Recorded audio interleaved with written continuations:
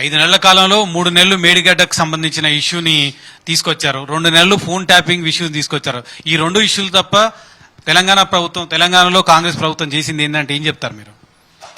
RTC బస్సులో ఉచిత ప్రయాణం ఇచ్చినామని చెప్తాం, రైతు భరోసా కింద 7,500 కోట్లు ఇచ్చినామని చెప్తాం, నిరుద్యోగ యువకులకు 30,000 ఉద్యోగాలు ఇచ్చినామని చెప్తాం, 70 సంవత్సరాల నుంచి వాయిదాలు పడుతున్న బలహీన వర్గాలకు సంబంధించిన కులగణనకు ఆదేశాలు ఇచ్చినామని చెప్తాం, డ్రగ్స్ మహమ్మారి యువతను నిర్వీర్యం చేస్తుంటే ఉక్కు పాదంతో తొక్కి ఒక్కనొక్కని తాట తీస్తున్నామని చెప్తాం.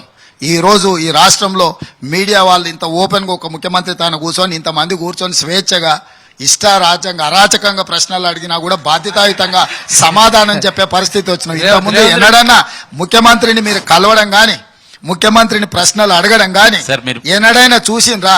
సో ఇంత ప్రజాస్వామికబద్ధంగా జవాబుదారీతనంగా జవాబు చెప్పే పరిస్థితి రాష్ట్రంలో కనిపించినాం. మీరు ఉన్నది లేనిది స్క్రోలింగ్ లేచినా కూడా సరేలే వాళ్ళు ఏదో మళ్ళీ సర్దిద్దుకుంటారులే అనే స్వేచ్ఛను మీకు ఇచ్చిన మీ రోజు. ప్రజాపాలన అని మీరు ప్రస్తావించారు కాబట్టి కేసీఆర్ ఒక మాట చెప్పారు, ప్రజాపాలన అని చెప్తున్నారు. ఆ ప్రజాభవన్ అక్కడ ఫిర్యాదులు తీసుకుంటా సీఎం అన్నాడు, 2 రోజులు వచ్చాడు, 3వ రోజు మంత్రులు వచ్చారు, 4వ రోజు మంత్రులు కూడా లేకుండా పోయారు. అసలు ఇప్పటి వరకు ఆడికి ఎన్ని దరఖాస్తులు వచ్చినాయి, ఏం సమస్యలు తెలియదు. ఇదా ప్రజాపాలన? రమ్మను కేసీఆర్ అసెంబ్లీకి వస్తే మొత్తం చెప్తాం కదా, లేకపోతే ప్రతిపక్ష నాయకుడు రమ్మను వెల్కమ్ చేస్తున్నా. ఇప్పుడు మీకు తెలుసు కదా, నేను ఏడుంటున్నా రోజు 1000 మందినైనా కలుస్తున్నానా లేదా? రోజు సామాన్య కార్యకర్తలు చిన్నోడు కూడా నా దగ్గరకు వస్తే రోజు ఉదయం 1-2 గంటలు ప్రజల్ని కలుస్తున్నా కదా. నేను నా గేట్లు అయితే ఎప్పుడు తెరిసే ఉన్నాయి కదా. అక్కడ ఒక వ్యవస్థనే ఏర్పాటు చేసినాము. ప్రజలు ఇక్కడికి వచ్చే బదులు గ్రామ సభలు పెట్టి గ్రామాలలో పోయి 10 రోజులు అందరం కిందికి పోయి మంత్రుల నుంచి ప్రతి ఒక్కరం గ్రామాలలో పోయి వాళ్ళందరి దగ్గరికి వెళ్ళి అప్లికేషన్లు ఫిర్యాదులు తీసుకొని వాటిని స్క్రూటినీ చేసి పరిష్కరిస్తున్నాం. అసెంబ్లీకే చెప్పిన మొత్తం లెక్కలు. ప్రజాపాలనలో ఎన్ని ఫిర్యాదులు వచ్చినాయి, ఏ దాంట్లో ఏ సమస్యలు వచ్చినాయి, వేటి మీద ఏం పరిష్కారం తీసుకుంటున్నామని అక్కడ అధికారుల వ్యవస్థను ఏర్పాటు చేసినాము. మీ పాలన మీద కేసీఆర్ ఒక కామెంట్ చేశారు చెప్పర్లే. జనగామాలో వెనకటికి ఒక ఆమె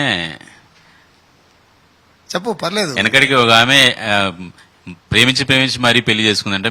మీరు పెళ్లి చేసుకున్న తర్వాతనేమో చేసుకున్నోడు ఎగిరెగిరి దాన్నిండంట. అట్లుందంట రేవంత్ రెడ్డి పాలన. తెలంగాణ తెచ్చుకున్నాక కూడా కేసీఆర్ కు ఓటేసినాక పాలిచ్చే బర్రెనిచ్చి తన్నే దున్నపోతుంది తెచ్చుకుందని చెప్పిండ్రు. సో నేను కూడా నాకు కూడా తెలుసు సామెతలు. కేసీఆర్ కంటే కొంచెం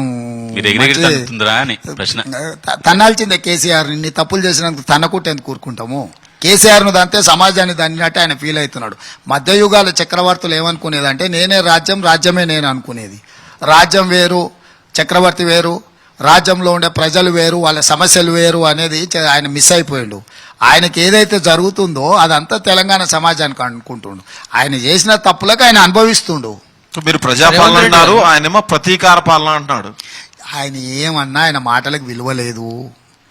ఆల్రెడీ ఇరిగి బోర్ల పడ్డాడు.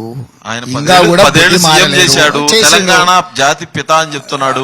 నేను తేకపోతే ఇది వస్తున్నా నేను కదా తెచ్చేది అంటున్నారు. ఆ జాతి పిత వాసన కూడా పడదు. ఈ జాతిపిత అది లేకుండానే నిద్ర లేవాడు. అసలు ఏం పోలికయా జాతిపిత అని? జాతిపిత అనే పదాన్ని మలినం చేయకండి. తెలంగాణ వరకు ఒకవేళ జాతిపిత అనే పదం ఏమైనా వాడాల్సి వస్తే ప్రొఫెసర్ జయశంకర్ గారు 2వ తరం, మొదటి తరంలో కొండా లక్ష్మణ్ బాపూజీ. ఎందుకన్నారు ఆయన బాపూజీ అని? ఆయన పేరు కాదు అది, కొండా లక్ష్మణ్ ఆయన పేరు. బాపూజీ అని ఎందుకు ఇచ్చిండ్రంటే తెలంగాణ జాతిపిత అని కొండా లక్ష్మణ్ బాపూజీకి ఇచ్చారు ఆ తరంలో. 2వ తరంలో మలి ఉద్యమంలో ప్రొఫెసర్ జయశంకర్ గారు తెలంగాణ జాతిపిత. ఎందుకంటే అతను సిద్ధాంతకర్త. అతను కుర్చీ అడగలే, కుర్చీలో కూర్చోలే. చంద్రశేఖరరావు అనేట ఆయన పక్క చౌకబారు రాజకీయ నాయకుడు.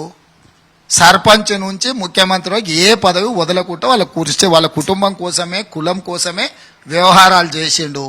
ఈ రాష్ట్రం యొక్క సంపదను మొత్తం కుటుంబం కోసం, కులం కోసం దోపిడీకి పాల్పడ్డాడు. ఆయనకు జాతిపిత అనేది ఏంది? జాతిపిత అనే పదం చాలా పెద్దది. అంటే మీరు ఎందుకు క్యాజువల్గా తీసుకొని ఆయన చెప్పంగానే మీరు ఆ ఇన్ఫ్లుయెన్స్కు లోన్ అవుతున్నారు? అట్లాంటి పదాలు వాడకండి, అసలు సూట్ అవ్వదు. అంటే సమాజానికి కూడా మంచిది కాదు. నిన్న కూడా ఒక కామెంట్ చేశారండి. అంటే ఈ రోజు కేసీఆర్ బయటకు వచ్చి బస్సు యాత్ర చేసి ప్రశ్నిస్తున్నారు కాబట్టి ఈ రోజు రైతు భరోసా నిధులు భయపడి రిలీజ్ చేశారని. ఇప్పుడు గుడ్లగూబ చెట్టు మీద వండుకున్నప్పుడు ఎల్లెలకల వండుకుంటుంది, మీకు తెలుసా? కాళ్ళు పైకి పెట్టి పండుకుంటుంది. అది ఏమనుకుంటుంది అంటే ఈ ఆకాశం నేను నిద్రపోతే కింద పడుతుందో కాళ్ళతో నాపుతున్నా అని అనుకుంటుంది గుడ్లగూబ. కేసీఆర్ కూడా అట్లా అనుకుంటుండు. రేవంత్ రెడ్డి గారు ఫోన్ ట్యాపింగ్ ఇష్యూలో సో అంటే డిసెంబర్ లో మొదలైంది. ఇప్పుడు ఈడ డేట్లు ఇస్తాం మీకు, ఇన్ని డీటెయిల్ చెప్తే కూడా మీకు లాభం లేదు. కానీ ఆయన జనవరిలో మొదలుపెట్టి నవంబర్ వరకు వేస్తోడు ఏది రైతు బంధు.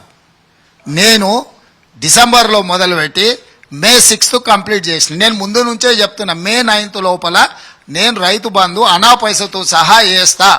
నేను వేసిన తర్వాత అమరవీరుల స్తూపం దగ్గరకు వస్తా కేసీఆర్ ముక్కు నేలకు రాయడానికని నేను సవాల్ ఇసిరిన. 9 తారీఖు పెట్టుకుంటే నేను 6 తారీఖు లోపు వేసిన. నా నిబద్ధత అది.